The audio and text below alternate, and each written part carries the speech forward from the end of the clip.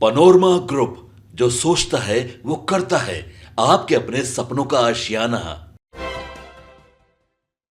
लोकसभा चुनाव 2024 में आरक्षण और संविधान को लेकर सत्ता पक्ष और विपक्ष लगातार एक दूसरे पर हमला बोल रहे हैं। एक और जहां विपक्ष आरोप लगा रही है कि केंद्र सरकार संविधान को खत्म करना चाहती है, तो वहीं दूसरी ओर सत्ता पक्ष की ओर से लगातार बयान दिया जा रहा है कि संविधान को किसी कीमत पर नहीं बदला जाएगा। इस कड़ी में लोजपा रामविलास के प्रमुख चिराग पासवान ने कहा कि आरक्षण और संविधान पर विपक्ष झूठ बोलता है। जब तक चिराग पासवान जिंदा है, आरक्षण और संविधान खत्म नहीं होगा। चिराग पासवान सोमवार को मुजफ्फरपुर में लोजपा रामविलास प्रत्याशी वीणा देवी के नामांकन कार्यक्रम में पहुंचे थे, जहां उन्होंने यह सारी बातें कही। बता दें कि एनडीए से लोजपा रामविलास प्रत्याशी वीणा देवी और महागठबंधन से कांग्रेस उम्मीदवार अजय निषाद के बीच सीधा मुकाबला है। 5वें चरण के तहत 20 मई को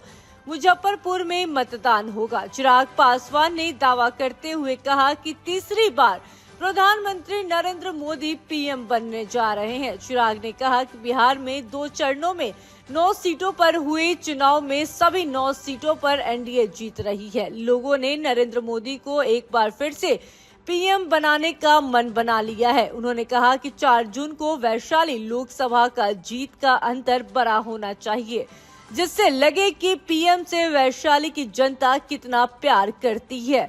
उन्होंने कहा कि मोदी सरकार में भारत की अर्थव्यवस्था मजबूत हुई है। 25 करोड़ लोग गरीबी रेखा से बाहर निकले हैं।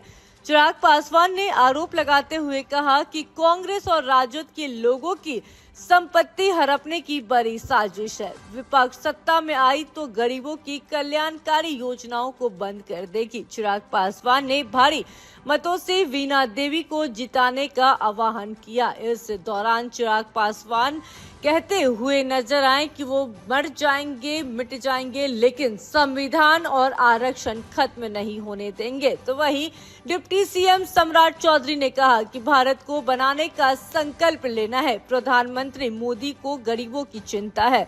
उनकी योजनाएं गरीबों और किसानों के लिए है। वीणा देवी के जीतने से मोदी पीएम बनेंगे। इसके अलावा उप मुख्यमंत्री विजय कुमार सिन्हा ने आरोप लगाते हुए कहा कि राजद के इतिहास नियुक्ति के नाम पर घोटाला करने का है। धन्यवाद देते हैं सीएम नीतीश कुमार को, जिन्होंने बिहार को जंगल राज वालों से बाहर किया। उन्होंने कहा कि लोकसभा चुनाव में लालटेन को बुझाना है और कमल को खिलाना है।